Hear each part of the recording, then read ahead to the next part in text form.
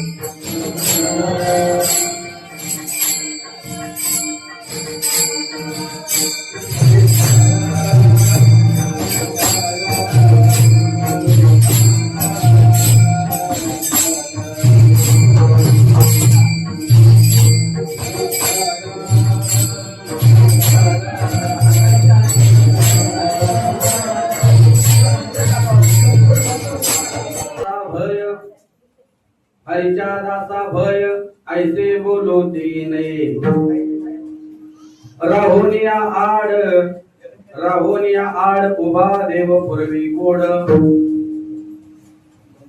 हरीच्या वार्ता चिंता अघटित हे वार्ता ल्यावे खावे द्यावे तुका म्हणे पुरवावे राहोनिया आड उभा देव पूर्वी कोड विठाला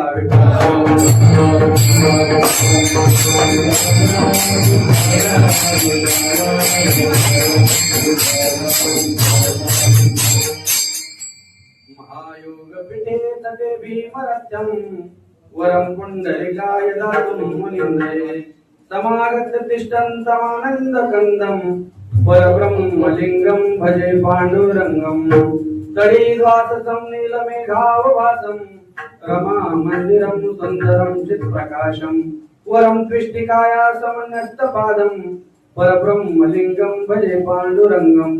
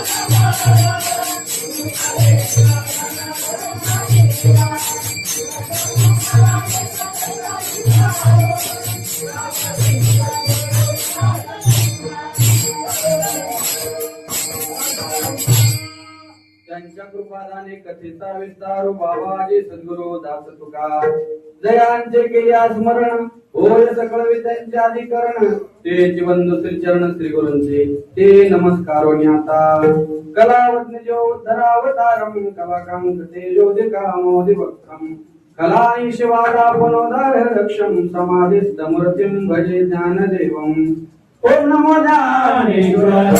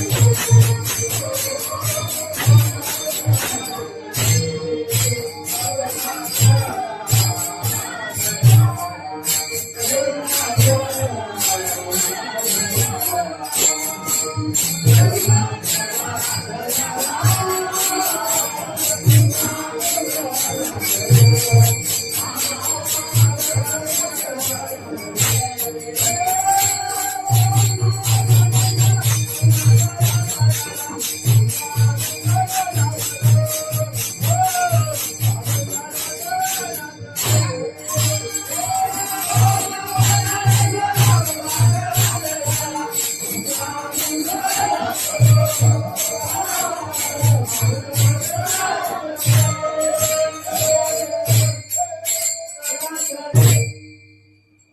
नमो ज्ञानेश्वरा करुणा करा दयाळा तुमचा अनुग्रह लागलो पावन झालो चराचरी मी कळा कुतरी काही तऱ्हेने बोलतो वचने अति भाविका एका जनार्दनी तुमचा दास त्याची आस पुरवावी.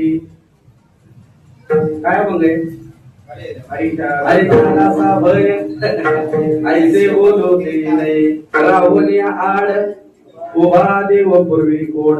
प्रस्तुत प्राप्त प्रसंगी कीर्तन रूपी सेवेसाठी निवडलेला अभंग जगातील थोर संत जगद्गुरु श्रीमंत श्री तुकाराम महाराज यांचा आणि जवळजवळ काहींच्या पाठात असेल काही नसेल पण आपण म्हणू सगळ्यांच्या पाठातला अभंग आहे की या अभंगामधून जगद्गुरु तुकाराम महाराज हरिदासाचं महत्व सांगून आणि हरिभक्तावर किती प्रकारचं भय असतं हे आपल्याला परिपूर्ण करून सांगतात.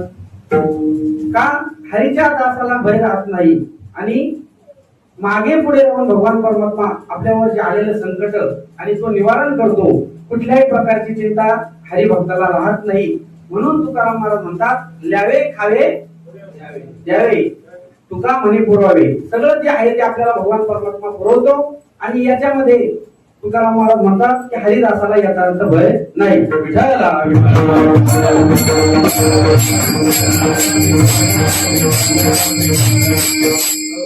अच्छा कामदा एकादशी निमित्त आणि अभंग निवडला. 2-3 अभंग डोळे समोर होते. अमोल महाराजांनी आणि अविनाश महाराज अभंग काढून ठेवला होता पण त्या अभंगावर चिंतन केलं नाही. म्हटलं नको आपण आज जरा दुसरा घेऊ काय हरकत नाही असू द्या. तेव्हा या अभंगातून तुकाराम महाराज म्हणतात आज कामदा एकादशी निमित्त जवळजवळ 1-1.5 वर्ष निघून गेला. आपलं 1-1.5 वर्षामध्ये आपला काही मेळ बसला नाही. तेव्हा आज एकल्याचा नव्हे हा खेळ आणि म्हणून मेळ मिळालेला. तेव्हा मेळ जमवायला मशागत करायला त्याला वेळच लागते मला. म्हणून आपला अभंग हा घेतला कारण हरीच्या दासाला खऱ्या दासाला भय राहत नाही. तुकोबा म्हणतात ना जन्म मृत्यू स्वप्नासारिके आपत्या दिसे पारिके तुका म्हणे अखंडित सुखे वाणी वदे मुखे प्रेमामृताची. प्रेमामृताची खांडित असेल ती हरिदासाला कुठं भय राहत नाही. आणि म्हणून जवळजवळ 1-1.5 वर्षामध्ये आपण एकत्र आलो नाही आणि आज येण्याचा योग आला. तेव्हा खऱ्या हरिदासाला कुठल्याही प्रकारचं भय राहत नाही हे जगद्गुरु तुकाराम महाराज सांगतात. आता हरिदासाचा जर आपण विचार केला तर आपल्या जीवनामध्ये दास कुणाला म्हणावं पहिला प्रश्न हा निर्माण होतो काय की दास कुणाला म्हणावं. आता दास आपण कुणाचे होतो बरोबर आहे की नाही. देवाचा दास झालं पाहिजे. धन्य विठोबाचे झालो धन्य आम्ही जन्म आलो आणि दास विठोबाचे झालो अशा प्रकारचा दास झालं पाहिजे. नाहीतर आपण बायकोचे पण दास होतो. जय देव जय देव जय माझी बायको मी तिचा ऐकू गती माझा ऐकू अशा प्रकारे दास होतो. कारण चित्त आराधी स्त्रियेचे तिचे छंदे नाचे आणि माकड गावड्याचे होय जसे काय करावी ती मोलाची मात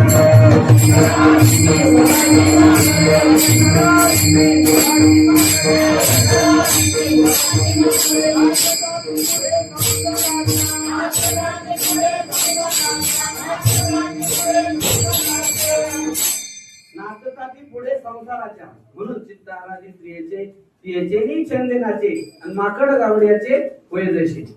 त्याप्रमाणे आपण दास कोणाचे होतो पण दास भगवान परमात्म्याचा झालं पाहिजे. आम्ही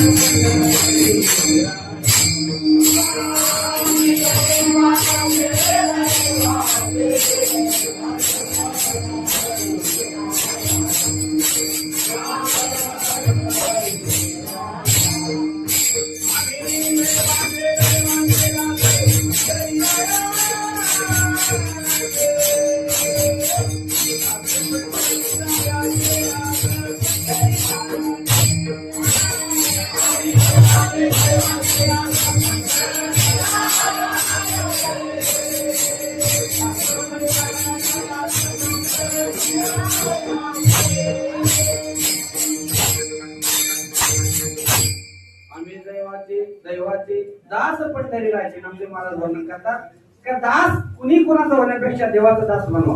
जीवाचा दास बनवू नका तर कशाचा बनवा, देवाचा दास बनवा. मनवा हरीचे दास, नाही का, भगवान परमात्म्याचा दास झाला पाहिजे.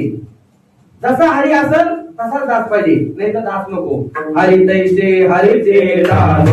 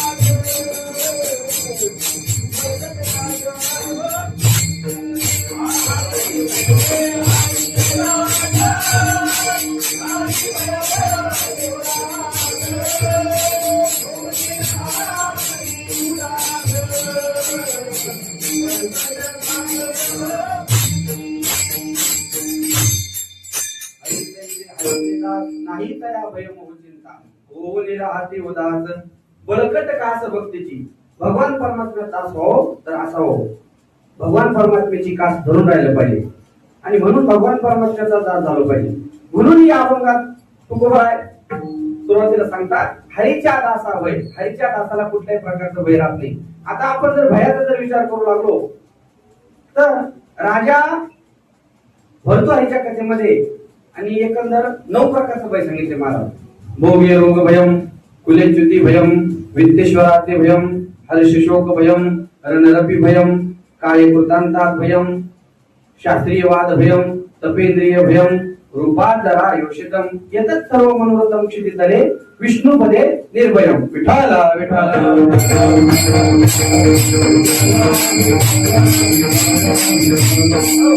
9 प्रकारचं भय सांगितलंय, पण याच्या पाठीमागे दुःखच महाराज.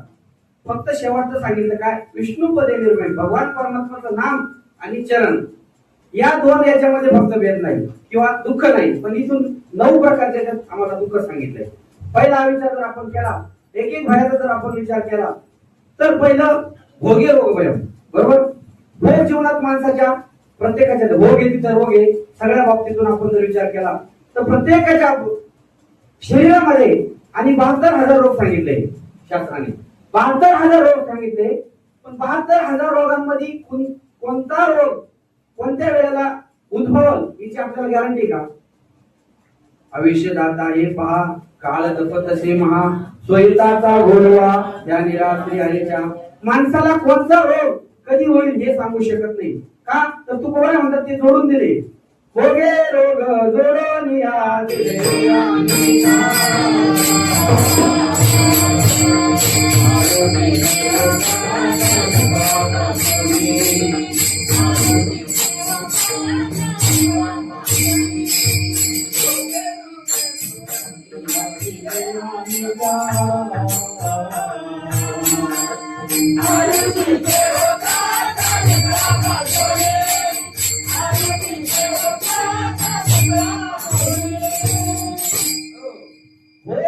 आपल्याला जोडून दिले. तुकोबारांनी सांगितले की प्रत्येकाच्या पाठीमागे भोग लागले. टीव्ही आला तिथं चष्मा आला. बरोबर, कारण हे जगत असं आहे, जिथं काटे निर्माण केले तिथं फुले निर्माण केले, जिथं चांगलं वाईट केलं चांगलं निर्माण केलं तिथं वाईट निर्माण केलं, जिथं कर्म केलं तिथं धर्म निर्माण केला.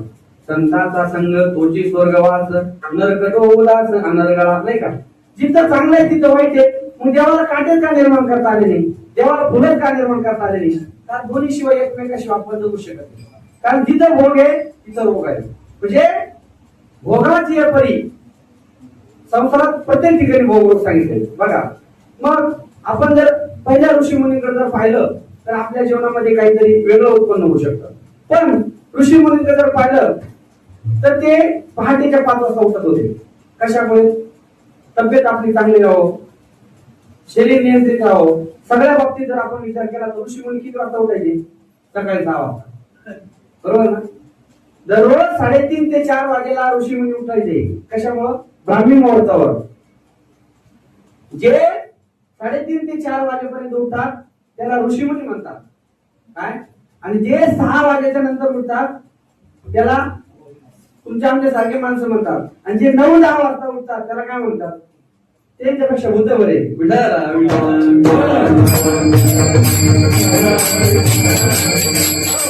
प्रत्येकाच्या जीवनामध्ये भोगरोग दिलेला आहे.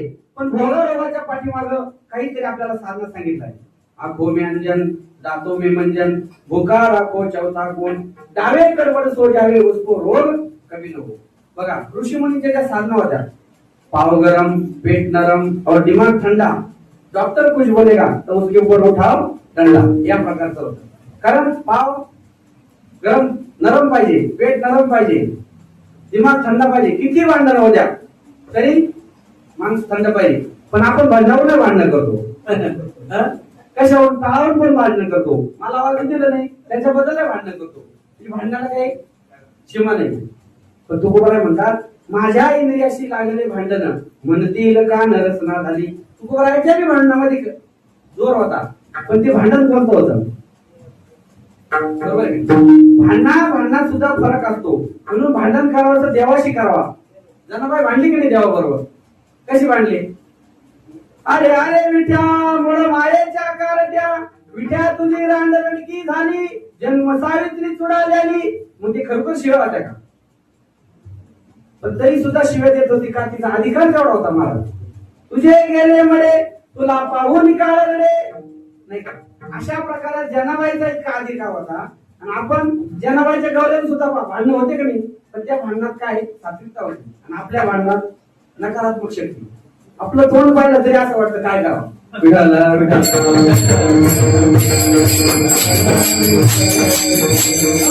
म्हणून प्रत्येक माणसाच्या जीवनामध्ये भोगरोग आहे. कारण हे भोगरोग येतात कर्मानुसार येतात जीवाला.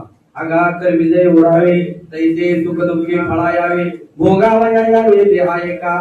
बघा, एकदा एक आमराईमध्ये एक ग्रस्त चालला होता. आमराईचं आंब्याचं झाड बघितलं आणि आंब्याचं झाड बघितल्यानंतर तो ग्रस्त आंब्याकडे चालला. आता आंबा पाहिला कोणी? डोळ्यांनी पाहिला. आंबा डोळ्यांनी पाहिला, चालत गेले पाय. आंबा तोडला हाताने, हात खाऊ शकत नाही. मग खायचं काम तोंडाने केलं, बरोबर? खायचं काम तोंडाने केलं, पचवायचं काम पोटाने केलं. आणि मग पचल्यानंतर त्या आंब्याचा माळीदार आला, मालक आला. आणि मालक आल्यानंतर मग याला पाहिलं, ज्याला आंबा तोडला ते मालक आल्यानंतर पाहिलं आणि मग याला पाठीत मारलं. याला पाठीत मारलं आणि मग डोळ्याला पाणी आलं. कर्म कुठून सुरुवात झालं? ज्या डोळ्याने पाहिलं त्या डोळ्याला पाणी आलं. याला काय म्हणतात? कर्मण्यवाधिकार असते. ज्याचं कर्म त्याला बरोबर फिरवलं जातं. विठ्ठला विठ्ठला.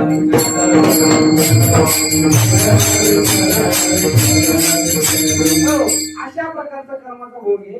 कर्माचा भोग माणसाच्या जीवनात कधी संपत नाही. तो संपत फक्त काहीतरी सत्संगती असेल, काहीतरी नामस्मरणाने असेल तरच तुमच्या जीवनातले भोग संपू शकतात. यथार्थ भोग संपू शकत नाही.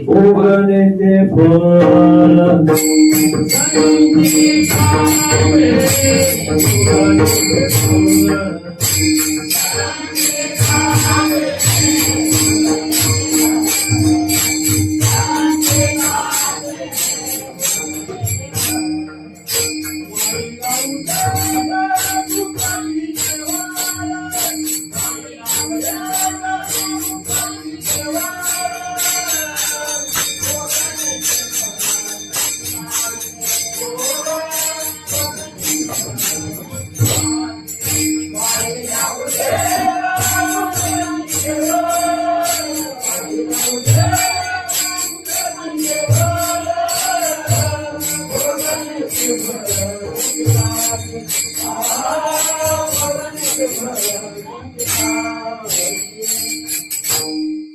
उद्वेग दुःखची केवळ भोग नेते फळ संचिताचे, नाही का?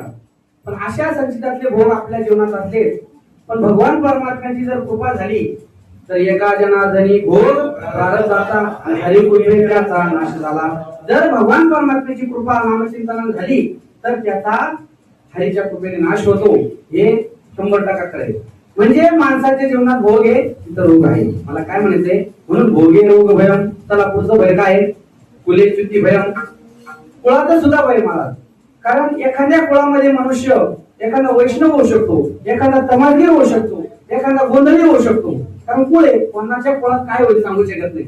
बरंच पाहायला मिळतं आपल्याला. पण तुम्ही किती मिनिट नाट्य व्हा, पण जे संतांना मान्य नाही त्याचा काय उपयोग नाही. संतांना काय म्हणे, जय कोणी नाही एकही वैष्णव त्याचा भवनदी तापा बुडेल, त्याचा भवनदी तापा बुडेल. कारण ज्याच्या घरात वैष्णव नसला. म्हणून वैष्णव तो दया अवघी देवावरी माया. वैष्णवच पाहिजे त्याला. कारण वैष्णव जर असेल तर त्या वैष्णवाची कीर्ती स्वर्गापर्यंत जाते. वैष्णवांची कीर्ती गायली पुराणी.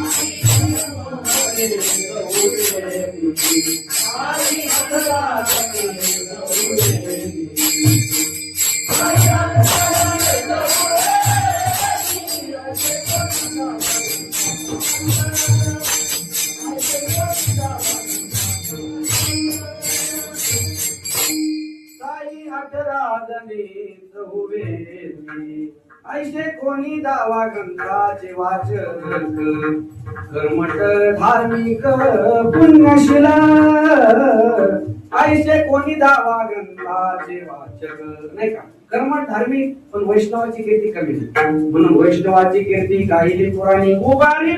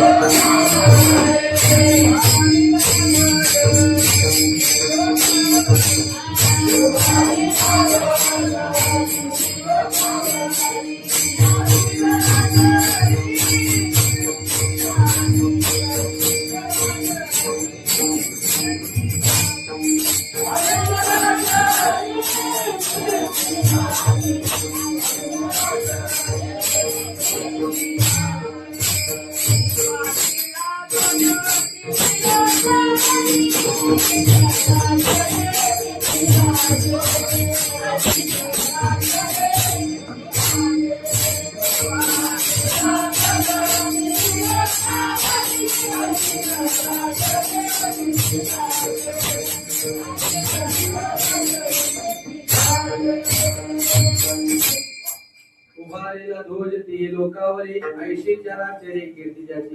वैष्णवाची एवढी कीर्ती असते. म्हणून कीर्ती पाहिजे तर अशी पाहिजे. कशी? तर भगवान परमात्मा जेवढी संतांना कीर्ती झाली, संतांची कीर्ती झाली, तेवढी कीर्ती भगवंताला प्रिय आहे. कारण भक्त सुद्धा ते प्रिय आहे. जे तेही प्राणा बरोवते आवडते मज निवृत्ती. जे भक्त चरित्रात ते प्रशंसिते. देवाला देवाचा सोहळा करण्यात जो आनंद नाही, तो संतांचा सोहळा करण्यात आनंद आहे. कारण स्वतः भगवान परमात्मा विजेच्या 8 दिवस राहून स्वतः तुकोबरायाचा सोहळा गमन केला, आपलं वैकुंठ गमन केलं. म्हणजे देवाला स्वतःचा सोहळा प्रिय नाही, तर देवाला भक्ताचा सोहळा प्रिय.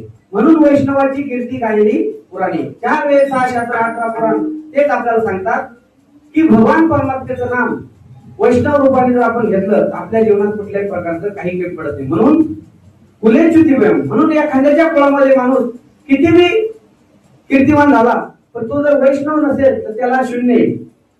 कारण 1 शून्य जरी असला आणि त्या 1 शून्याला जर 1000 शून्य जोडले तरी त्याची किंमत काय? शून्याची. पण त्या 1000 शून्याच्या पुढे जर 1 लावला अगोदर तर त्याची किंमत वाढते. म्हणून 1 पाहिजे. 1 असेल तर नेक आहे. माणसाला मंडळ फोडण्यामध्ये यश नाही, ते एकत्र करण्यात यश आहे. विठाला विठाला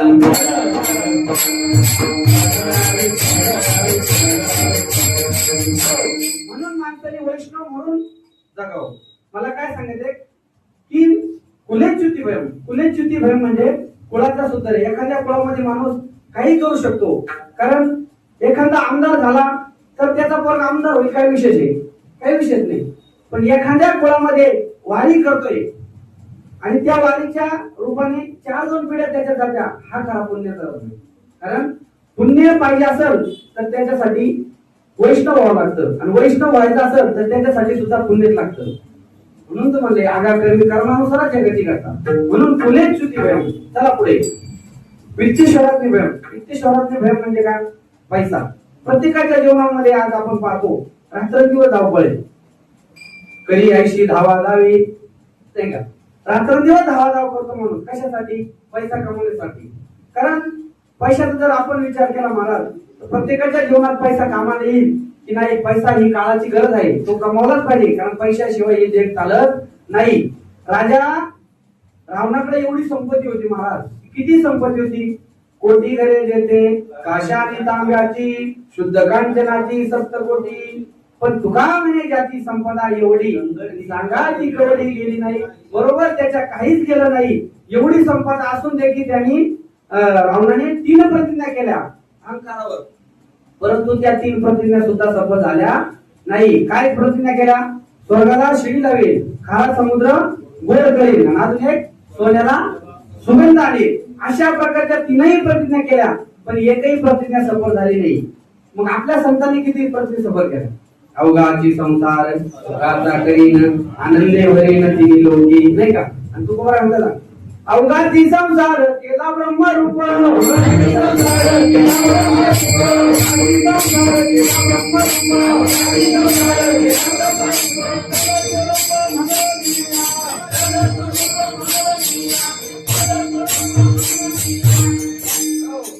त्या अभंगामध्ये एक कन्या होती. पण त्या अवघाची संसार सुखाचा करीन, आनंदे भरीन तिन्ही लोकी, करीन जाईन लाहीन पाळीन. बरोबर आहे ना? 4 प्रतिज्ञा आहे, पण बघा एकही प्रतिज्ञाशी टाका होत नाही.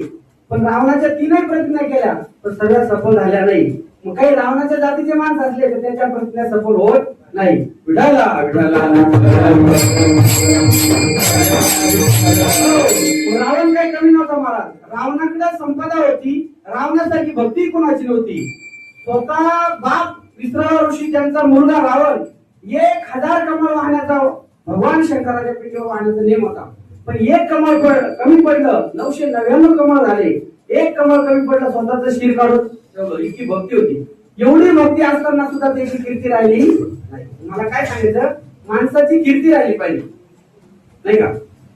कीर्ती पाहिजे. म्हणून वित्तेश्वराचे भयम. पैशाने माणसाची कीर्ती राहील असं नाही. कारण संसारात आल्यानंतर माणसाने किती धन घेऊ द्या, पण त्याचा जोडून आणि उत्तम व्यवहार जर केला तर माणसाच्या जीवनात लटिक येते, रुचे साधपणे कोणाला पाहिजे. असं जरी असलं तरी पण ते पाठल्याशिवाय राहत नाही. का? जोडून या धन उत्तम व्यवहारे, उदास विचारे व्यक्त करी, उत्तमची गती तो एक पावेल, उत्तम भोग घेईल तेव्हा खाणी, नाही का? चांगल्या खाणीत जन्माला येतो, चांगलं उत्तम कार्य करतो, म्हणून ते आश्रमाचं फळ आहे. तुका म्हणेची आश्रमाचे फळ. आणि काय पुढं? परमपद फळ वैराग्याचे. हे आश्रमाचं फळ आहे. म्हणजे संसारात राहून माणसांना परमार्थ करावा, आणि परमार्थ करत करत माणसाला संसार करावा. कारण संसार आपोआप होत असतो आणि परमार्थ मात्र तो करावा लागतो, त्याच्याशिवाय होऊ शकत नाही. म्हणून पैशाचा अपयोग केल्यापेक्षा दोन्ही करावा. तुकोबारायांनी काय सांगितलं? प्रवृत्ती आणि निवृत्ती या दोन्हीची कावड चालवली, आणि कावड चालून 21 वर्ष संसार केला आणि 21 वर्ष परमार्थ केला, आणि 42 वर्षामध्ये वैकुंठ गमन केलं. बरोबर? 42 वर्षात वैकुंठ गमन करून स्वतः सदैव वैकुंठ गमन झालं. म्हणजे ते देहासहित गेले, म्हणून पुढी सहित झाला गुप्त तुका. बघा तुकोबाराय का बघितलं जर आपण तर त्यांचे अभंग बघा, तुम्ही चरित्राकडे बघू नका असं काही नाही. पण अभंग जर बघितलं तर एका एका अभंगामध्ये अनेक प्रकारचे सिद्धांत दृष्टांत जर सगळं आपण पाहत बसलो, नुसता गाथा उघडला तर असं वाटतं की ती गाथा ठेवूच नाही, अशी व्याप्ती त्या अभंगामध्ये. म्हणून माणसाला जीवनात किती पैसा येऊ द्या, कारण संतांनी काय जोडला, नुसता पैसा नाही जोडला. नाथ महाराजांची किती श्रीमंती होती, भरपूर श्रीमंती होती, पण नाथ महाराजांनी श्रीमंती होती, संतही होते आणि शांतही होते, इतकी संपदा होती. म्हणून तुकोबाराय म्हणतात काय जोडायचं, तर परमार्थ महाधन जोडी देवाचे चरण व्हावया जतन हे उपाय लावायचे. युक्त आहार विहार नेम इंद्रियाशी सार नसावे वासर निद्रा बहु भाषण विठाला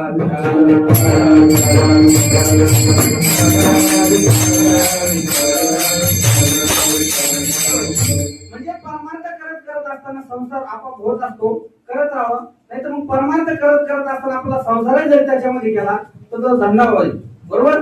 म्हणून परमार्थ करत संसार आपोआप होत असतो, ही अपेक्षा ठेवून जर केलं तर एक दिवा उमरेवर आपण जर ठेवला तर तो परमार्थाचाही प्रकाश देतो आणि संसाराचाही प्रकाश देतो. मग एक दिव्याची गरज आहे, जास्त नाही. एक दिवा असला तो भगवान परमात्म्याचं नाम चिंतन, आणि दिवा जर असला तर दोन्ही बाजूला प्रकाश पडल्याशिवाय राहत नाही. विठाला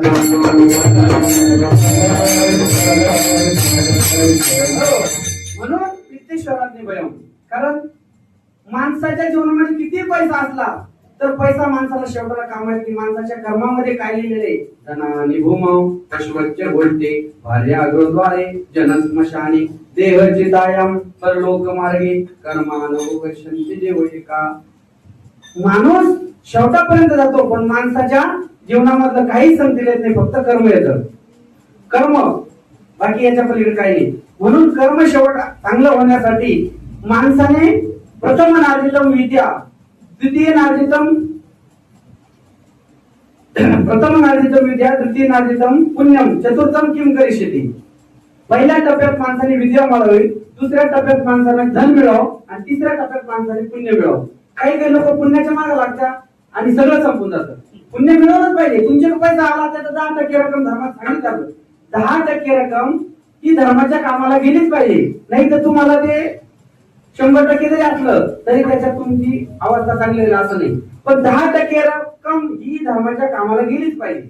म्हणजे प्रथम नार्जितम विद्या, द्वितीय नार्जितम धनम, तृतीय नार्जितम पुण्यम, चतुर्थम किम करिष्यति. विठाला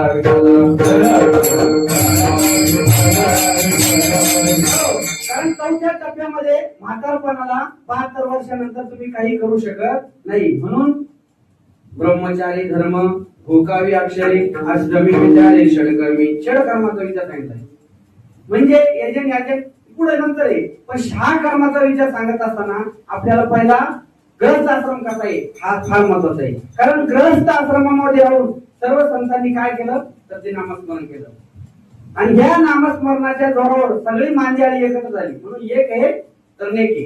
कशाबद्दल सांगितलं मी की पैसा असून नुसतं जमत नाही, पैशाचा अपव्यय व्हायला नको. कारण पैसा हा सगळ्या ठिकाणी कामात येत नाही, तो चांगल्या कामाला किती लावतो याच्यातून त्याच्या संपत्तीची शुद्धीकरण.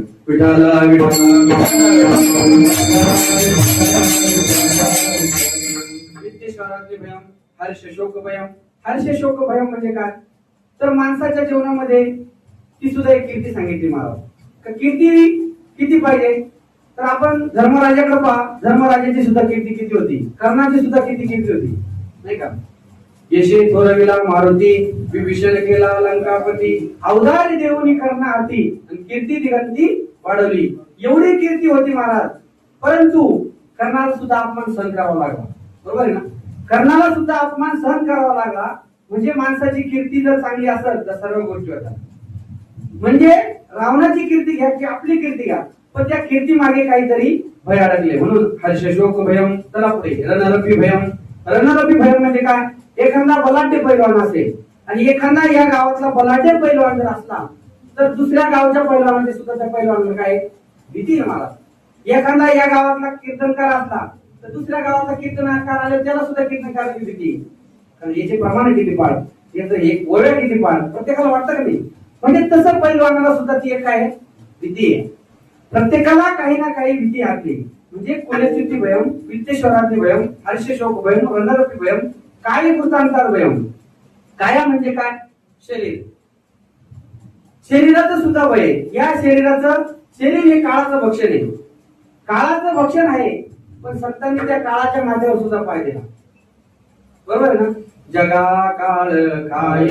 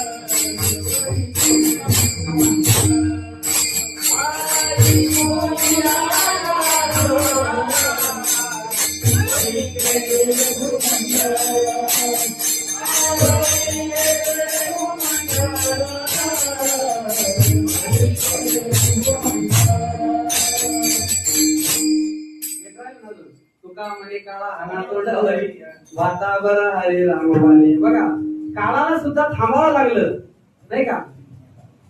काळाला सुद्धा थांबावं लागतं नामस्मरणामुळं. म्हणून जगा काळ खाये आम्ही माथा दिला पाहिजे. काळाला शरीराला सुद्धा काळाचं भय आहे, कारण शरीर हे काळाचं भक्षण आहे. पण त्या काळाच्या माथेवर सुद्धा तुकोरांनी पाय दिला. जगा काळ खाये आम्ही माथा दिला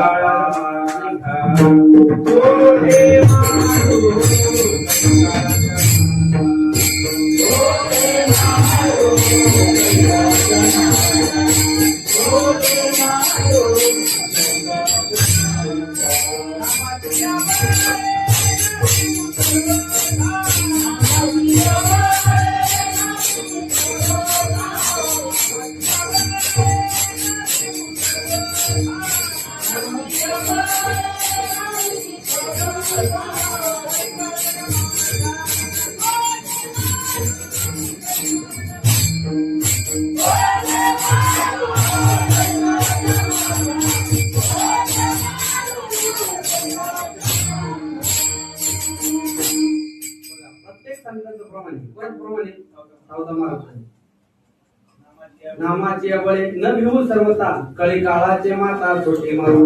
कळी काळाला सुद्धा नामस्मरणाला थांबवायची ताकद नाही, कोणालाच नाही. म्हणून जोपर्यंत आपण नामस्मरण करतो तोपर्यंत काळाला सुद्धा आपला वाव देत नाही. बरं का?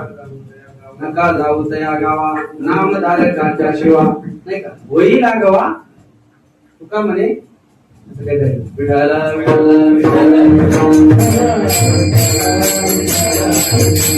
म्हणून शरीराला सुद्धा काळाचं भय आहे. आणि शरीर जात आढळे हे नाशिवंत स्वभावे तरी तुवा झुंजावे पंडू कुमरा. नाशिवंत देह जाणार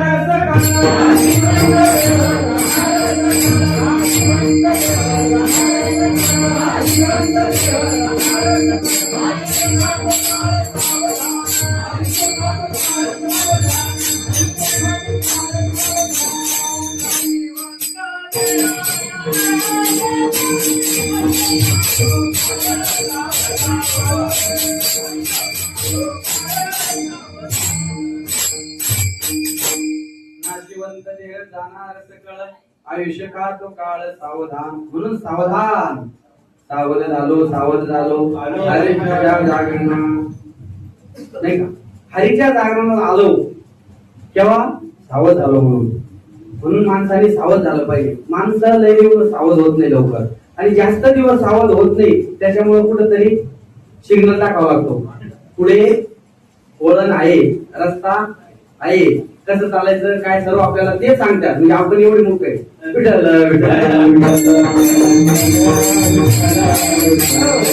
म्हणजे सावधान झाल्याशिवाय कळत नाही. म्हणून काळाचं सुद्धा आपल्याला भीती आहे, कारण शरीर जाता गवे हे नाशिवंत स्वभावे. बघा, एकदा गरुडाची आई आजारी पडली महाराज, आणि गरुडाची आई आजारी पडल्याबरोबर गरुडजी आपल्या कामावर निघून गेले, आणि गरुडजी कामावर निघून गेले आणि गरुडच्या आईकडं आपले काळ आला, एक काळा विंड पुरुष. कोण आला? काळ.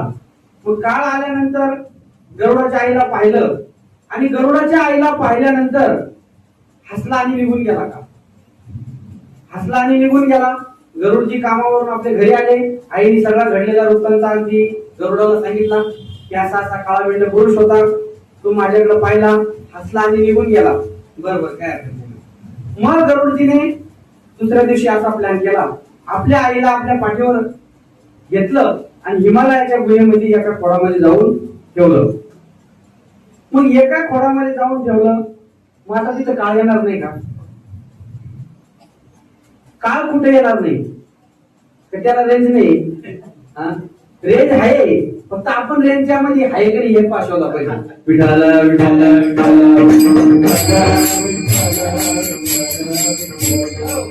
मग त्याला असं वाटलं की आता इथं काळ येणार नाही, पण काळाची उडी पडेल बा जेव्हा, सोडविना तेव्हा माये बाप, सोडविना राजा देशीचा चौधरी, अनेक सोय रे भली भली. तुम्हाला तिथं काळाच्या तडाख्यातून कोणी सोडू शकत नाही, फक्त तुका म्हणे तुला सोडविना कोणी.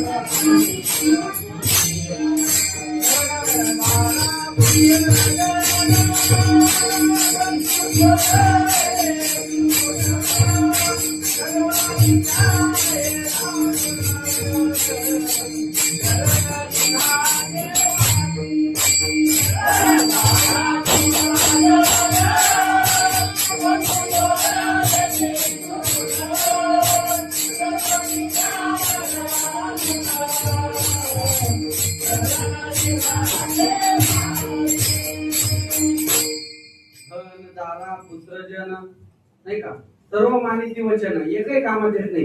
वचन किती माना, कारण काळाच्या पुढे कोणी टिकत नाही. काळ हा त्याचं आपलं किती भ्रमण चालतं हे आपल्या कधीच लक्षात येऊ शकत नाही. कारण काळाला डोकं आहे, पाय आहे. जसं काळाला आपल्याला शरीराला डोकं आहे, म्हणून तर सांगितलं ज्या ती जगा काळ खाये आम्ही माथा दिला पाय. पण तो माथ्यावर जर काळाचा पाय दिला तर त्याला सगळे अवयव असायलाच पाहिजे, डोकं कान सगळे. म्हणजे काळ सुद्धा आपल्याला भगवान परमात्म्याचं नाम जर असेल तर तो काळ थांबू शकतो. ज्या वेळेला लक्ष्मणाची आणि उर्मिला जेव्हा प्रभू रामचंद्र वनवासाला निघाले त्यावेळेला एक घास घेऊन जा असं कोण म्हटलं? उर्मिला म्हटली लक्ष्मणाला, एक घास खाऊन जा. तर प्रभू रामचंद्र निघाले तर भावाची सुद्धा ती आज्ञा होती, एक घास सुद्धा घेतला नाही, जेवण केलं नाही, तसेच निघाले. तर ती उर्मिला 14 वर्ष वनवास होईपर्यंत तशीच उभी होती, तिचे पाय ताटकळे नाही का, तशीच उभी होती. म्हणून काळाला तिला झडपण्याची सुद्धा शक्ती झाली नाही. 14 वर्षापर्यंत ती तशीच राहिली. एक घास तरी खाऊन जा एवढी शक्ती. आणि आपलं कसं शिंक आली अक्षा राम राम राम, जांभळ आली राम राम राम. पण का संत महात्मे शिंक जांभळी खोकळा खोकला ही तुकाची काळ वाया गेला.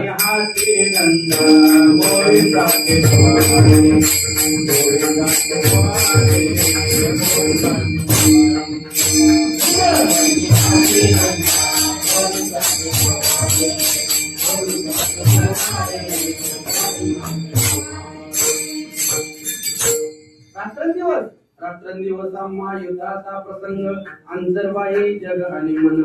अंतर बाह्य जगाशी संवाद केला, युद्ध चाललं, इतक्या प्रकारचं नामस्मरण त्यांच्या जवळ होतं. म्हणजे रात्रंदिवस ते नामस्मरणात दंग होते. फक्त शिंक जांभळे खोकला आला तर ते थांबत होते, आणि आपला शिंक जांभळे खोकला आला तर रामराम म्हणतो. विठाला विठाला म्हणजे नामस्मरणात काय शक्ती आहे की या देहाला आल्यानंतर माणसाला हे दुःख आहे शरीराचं, कारण शरीर हे काळाचं खाद्य आहे नाही का.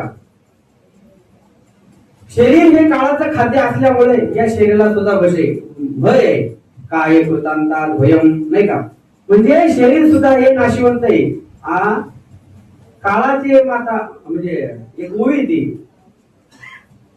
विठाला विठाला विठाला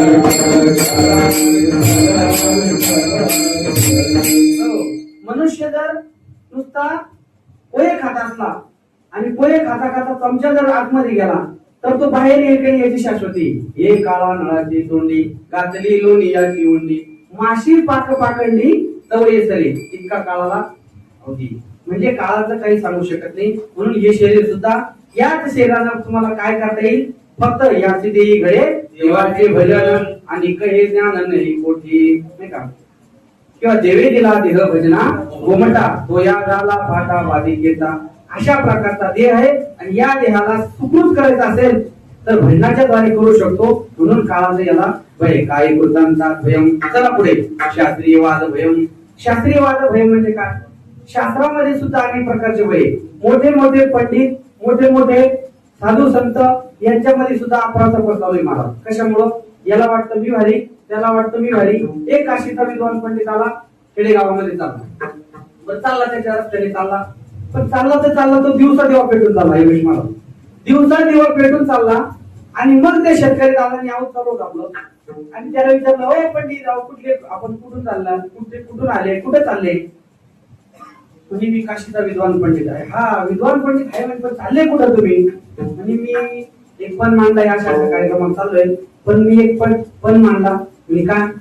दिवसा चालला परंतु दिवा कुठं पेटून चालला. म्हणजे माझा असा पण आहे जो मला प्रश्न उत्तराच्या वादामध्ये हरवेल त्यावेळेस मी माझा दिवा विझवणार. शेतकरी दादाला असं वाटलं हा विद्वान पंडित आहे पण विद्येची वाण राहू शकते.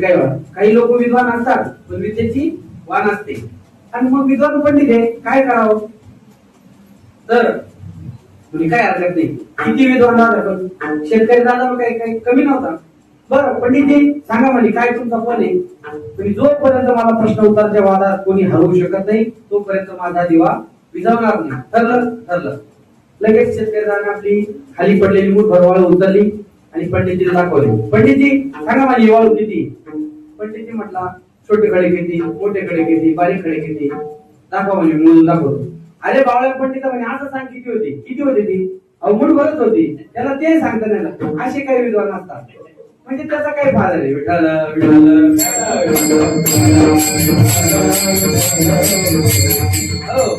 म्हणजे असे विद्वान राहून काही उपयोग नाही. कारण एखादा गावचा राजा जरी असला तरी त्या राजाला सुद्धा राजापुरती किंमत असते.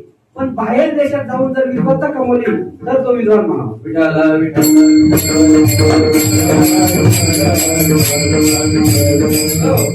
एकदा भगवान शंकराच्या मंदिरामध्ये आणि एक कन्या दररोज मंदिरात जायची, भगवान शंकराची पूजा अर्चा करायची.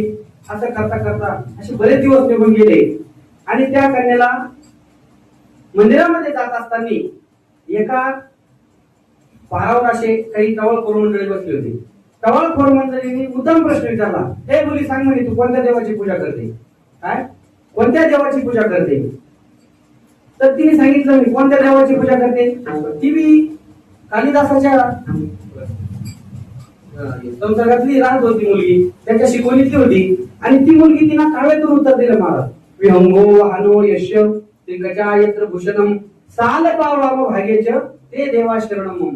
काय विहंगो यांना काहीच बोलता येईना, इतकी विद्वान होती ती, इतकी विद्वान होती. विहंगो वाहनो यश त्रिकचा यत्र भूषणम साल पावराम भाग्यच ते देवा शरणम. या प्रकारची मी सेवा करते. म्हणजे आम्हाला अर्थच कळत नाही, सांगून दाखव. म्हणजे वी म्हणजे गरुड, ह म्हणजे हंस, गो म्हणजे बैल, अध्याक्षर घेऊन तिना काव्यातून उत्तर दिलं. म्हणजे देवाचे वाहन सांगितले. गो म्हणजे बैल, ह म्हणजे हंस, ब्रह्मदेवाचा हंस आणि विहंग गरुड. त्यामुळे तिन्ही देवाची एकत्र अध्याक्षर करून तिला सांगितलं. विहंगो वाहनो यश त्रिकचा यत्र भूषणम. त्रिकचा म्हणजे काय? त्रि म्हणजे त्रिशूळ, क म्हणजे कमळ, त्रिकचा, चाप म्हणजे चा म्हणजे चाप. असे तिघांचे उष्ण एकत्र करून सांगितले. त्रिकचा यत्र भूषणम. सालपा म्हणजे काय? त्यांच्या पत्न्यांचे नाव ब्रह्मा विष्णू शंकराचे. सा म्हणजे सावित्री, सालपा, ल म्हणजे लक्ष्मी, पा म्हणजे पार्वती. पा काय? विठाल विठाल.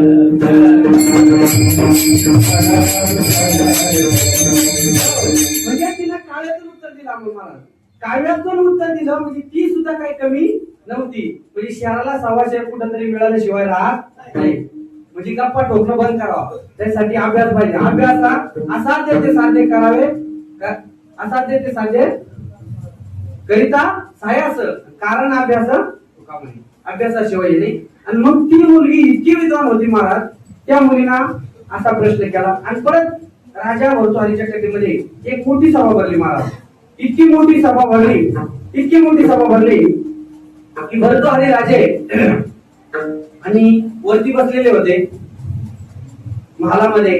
आणि त्यांची पत्नी निरंजनीचं ताट घेऊन आणि भोजराजांना ओवाळण्याकरता वरती चालली होती.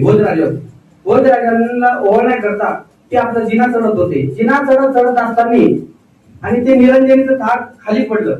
भोजराजांना ओवाळण्याकरता चालली होती पण जिनावरून जाता जाता जाता ते निरंजनीचं ताट खाली पडलं आणि त्या ताटाचा आवाज झाला. तो आवाज होता ठाटम ठटम ठम ठटम ठटम टा. बर का, असा आवाज होता.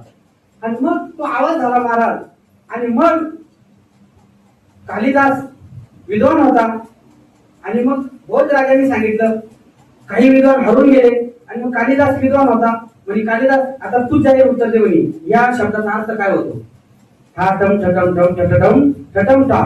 तर म्हणे आई साहेब भोजराजा यांना ओवळण्याकरता जिना चढत होती. जिना चढत असताना ते ताट खाली आपटलं आणि आपटत आपटत आपटत आपटत आपटत आपटत आपटत शेवट खाली आलं. आणि तो त्या ताटाचा तो आवाज आहे ठाटम ठटम टम ठटम ठटम टा.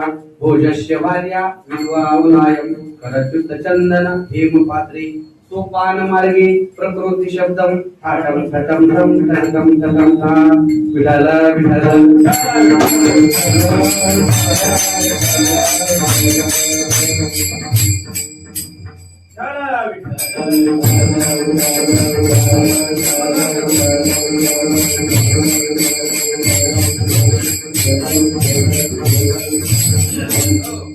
म्हणजे गावातला राजा जरी असला महाराज पण त्या राजाला राजापुरतीच किंमत आहे.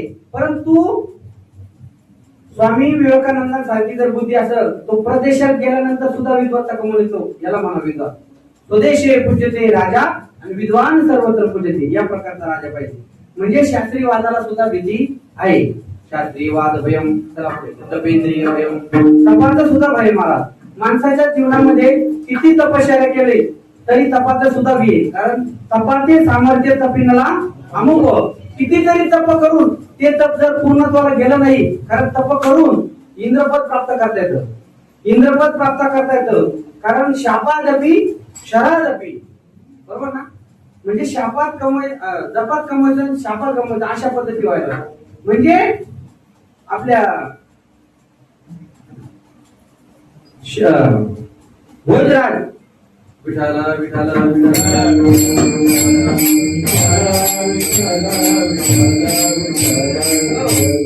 म्हणजे काही गोष्टी माणसाच्या जीवनात अशा असतात की शापादपी शरादपी. म्हणजे यांचं आपल्याला उदाहरण देता येईल. काय त्यांचं? विश्वामित्र. विश्वामित्रांनी 20 वर्ष 3 तप केले. विश्वामित्रांनी 20 वर्षाची 3 तपश्चर्या केल्या. 60 वर्ष तपश्चर्या करून सुद्धा शेवटी त्याला रास हो लागलं. म्हणजे तपाचे सामर्थ्य तपिन्नाला अमुक तपिन्नाला अमुक पण ते सुद्धा कमी पडलं. म्हणजे तपाच्या जोरावर आपण काही करू द्या. म्हणजे अजून एक कथा आहे ना भागवतामध्ये. मद कामाचे निधाये ब्रह्मा गणेशी धरूपाये. पराशे ऋषीची कथा आहे. ती मला आवडली वाटलं. पराशे काय भोगेले मत्स्यगंधा. मत्स्यगंधा एका तीरावर उभी होती महाराज. आणि पराशे ऋषी तिकडनं आले. तिकडनं आल्याबरोबर आणि पराशे ऋषींनी प्रश्न केला. आपलं मत्स्यगंधाने प्रश्न केला पराशे ऋषीला की पराशे ऋषी बरं झालं तुम्ही साधू महात्मे भेटले. मला पहिल्या तीराला जायचंय तर तुम्ही मला सांभाळून पलीकडल्या पहिल्या तीराला सोडून द्या. काय हरकत नाही म्हणे. सोडून देतो. नावेमध्ये बसले. नाव वलवत वलवत आले. नाव वलवत वलवत वलवत काही तीरावर अंतरावर गेली आणि पराशय ऋषींच्या मनामध्ये कामवासना जागृत झाली. आणि पराशय ऋषींच्या मनामध्ये कामवासना जागृत झाली आणि मग म्हणे मत्स्यगंधा माझी कामवासना पूर्ण कर. तर त्यावेळेस मत्स्यगंधेने सांगितलं, ऋषी तुम्ही वयोवृद्ध साधू, तुमचं तपश्चर्या, तुम्ही तुमच्या कामावर विजय मिळू शकले नाही का? तर म्हणे तुला वर देतो म्हणे, मला वर द्या म्हणे. काय कधी कुठल्या प्रकारच्या शापात याच्यात मी भंग होऊ शकणार अशा प्रकारचा वर द्या. अशी वलवत वलवत नाव चालली आणि 5 फूट नाव तपाच्या जोरावर पराशर ऋषींची उंच उचलली. कारण मत्स्यगंधा म्हणू लागली की पराशर ऋषी या गंगेमध्ये माणसं पाप शालन करून निवृत्त होतात. वाचे म्हणता गंगा गंगा सकळ दोष जाती भंगा. आणि अशा याच्यात आदरणी कृत्य करणं आपलं चांगलं नाही. तर त्यावेळेस म्हणजे नाव वलवत वलवत गेली, परंतु पराशर ऋषींच्या मनामध्ये कामवासना निर्माण झाली. मला काय सांगायचंय की आपल्या कामावर सुद्धा विजय मिळू शकतो, करणार शकतो, हे आपण स्वतःवर ठरवू शकतो.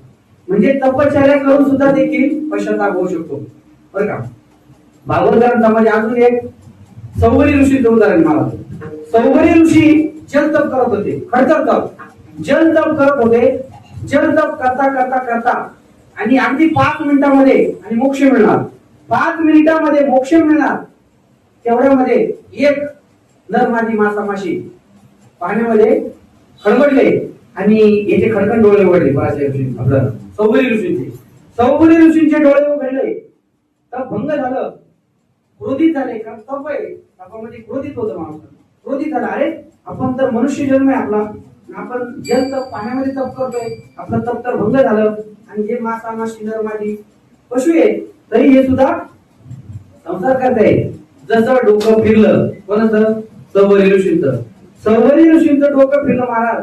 आणि डोकं फिरल्याबरोबर लगेच ते तप भंग झालं, खडकून उठले आणि लगेच मांदाता राजाकडे गेले. मांदाता राजाकडे गेले. त्यांना होत्या त्या काळात 50 मुली, आता काय 50 मुली राहिली नाही. पण त्या काळामध्ये 50 मुली होत्या. गेले, राम राम श्याम श्याम झाला, दर्शन वगैरे झालं. मांदाता राजाला नमस्कार केला, म्हणजे मला लग्न करायचं. मांदाता राजाला असं वाटलं, तप करता करता आला एकदम या काही एकच काय असं झालं, डोकं फिरलं, म्हणजे मला लग्न करायचं. बरं बरं बसा म्हणे, काय हरकत नाही. लगेच बसले, मस्त चहा पाणी झाला, बसले आणि म्हणजे मला लग्न करायचं. मग लगेच उठले, मुलीला सांगून आले मांदाता राजा, समोरच्या दरवाज्यात जा म्हणे. समोरच्या दरवाज्यामध्ये 50 मुली माझ्या शृंगार करून नटलेल्या आहे म्हणे. जी मुलगी तुला पसंत होईल ती मुलगी तू वर करून बरवायची, लगेच पसंत करायची, ती मुलगी तुला देऊन टाकणार. आता खाली तप होतो मला, तपाचे सामर्थ्य इतकं तप होतं, तेज होतं. मोठी मोठी दाढी, मोठे मोठे नख, तपच करून येत होते ते. त्या तपाच्या जोरावर अगदी प्रवेश केला, पहिलं पाऊल टाकलं त्या समोरच्या हॉलमध्ये. 50 मुली शृंगार करून नाटलेल्या होत्या. तोपर्यंत त्याला काय वाटलं नाही, पण पहिलं पाऊल टाकलं आणि या तपाच्या जोरावर त्याचं पूर्ण असं तेज. आणि एवढ्या तेजावर इतका सुंदर मुलगा असा दिसायला लागला. त्या तपाच्या जोरावर ती मुलगी म्हणती मला नवरा करायचा, ती मुलगी म्हणती मला नवरा करायचा. अशा 100 मुली त्या आणि सौवरी ऋषींना पसंत करू लागल्या. आणि मग सौवरी ऋषींना त्या मांदाता राजांनी 50 मुली देऊन टाकल्या आणि मग त्यांचा संसार चालला. म्हणजे मग माणसाला मागे पाळा जाऊ, बरोबर ना. म्हणजे चालता चालता काय होतो मी, काय झालोच मी. म्हणजे चालता चालता चालता 100 मुलीचं विवाह पाहिलं. कारण संसार दुःखमुळं चौकडे इंगळ, विश्रांती नाही कोठे, रात्र दिवस तळमळ, अशा प्रकारचा संसार चालला. म्हणजे तपश्चर्या करून सुद्धा तपेवर विजय मिळवता आला नाही. तपश्चर्या सुद्धा सोपी नाही, म्हणून तपेंद्रिय भयम. चला पुढे, तपेंद्रिय भयम. शेवट सुंदर. सुंदरता किती असावी माणसाची, तर भगवान परमात्मा इतका सुंदर आहे. किती सुंदर आहे. राजा सुकुमार, मदनाचा पुतळा, रवी शशी कळा लोकलिया. त्या भगवान परमात्मा सारखा आणि सुंदरता कोणामध्येच नाही. तो इतका सुंदर आहे. सुंदर ते रान उभे वेळेवरे कर्कटावरील ठेवूया, अशा प्रकारे इतका सुंदर असावा. आणि म्हणून या 9 प्रकारचं जे भोग भय आहे, त्या भयामध्ये दुःखच आहे. म्हणून निर्भयता जर प्राप्त असेल तर तुकोबाराय म्हणतात, आमच्या हरिदासाला त्याला भयच नाही. अभंगाच्या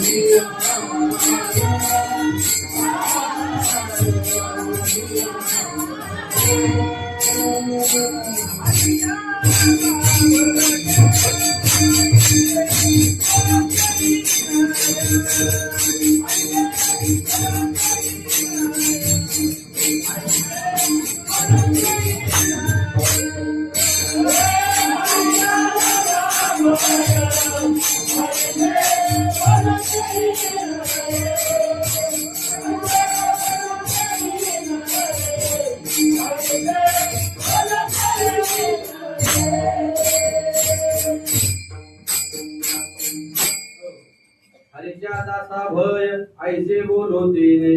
हरीच्या दासाला भय आहे असं बोलू सुद्धा नाही. कारण बोलायचं तर कसं बोलवा जरा.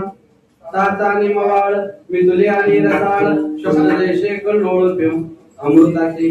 कारण अमृतात असेल तर अमृतावरी गोड आहे ना. आम्ही नामस्मरण असेल त्याच्यात काहीच कमी नाही. म्हणून असं बोलावं की हरीच्या दासाच्या बाबतीत भय नाही हे मनात आणू सुद्धा नाही.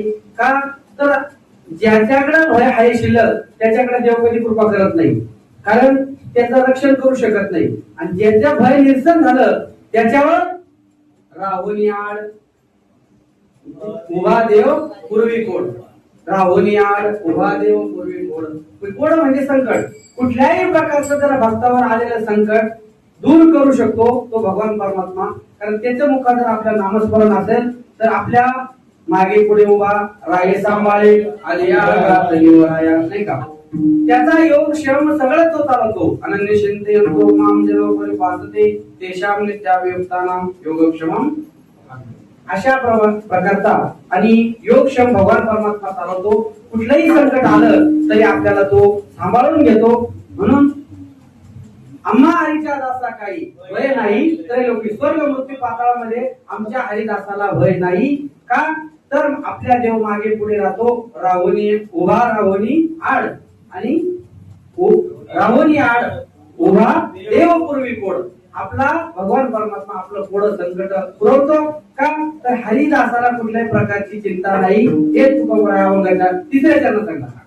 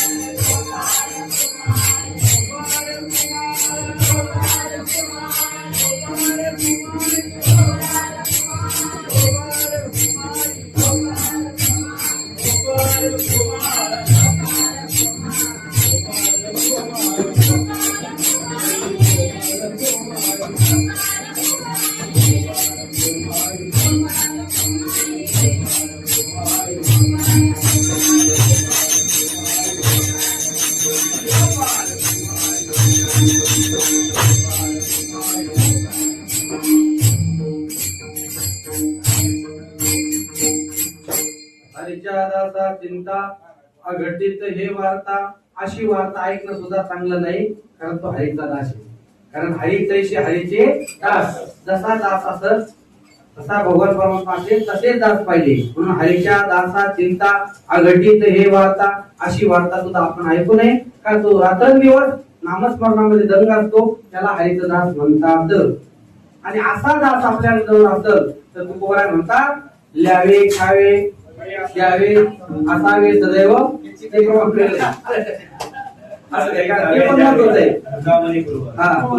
पुरावे. अशा प्रकारचं भगवान परमात्मा सगळं पुरवतो असं तुकोबाराय सांगतात. की हरीच्या दासा मला कुठल्याही प्रकारची भयभीती नाही, अम्मा हरीच्या दासा काही भय नाही, स्वर्ग मृत्यू पाताळ त्याला कुठल्याही प्रकारचं आणि भय नाही. आणि म्हणून या प्रकारे ही चिंतन सेवा आपण समारोप घेऊन 10 वाजले. ज्ञानेश्वर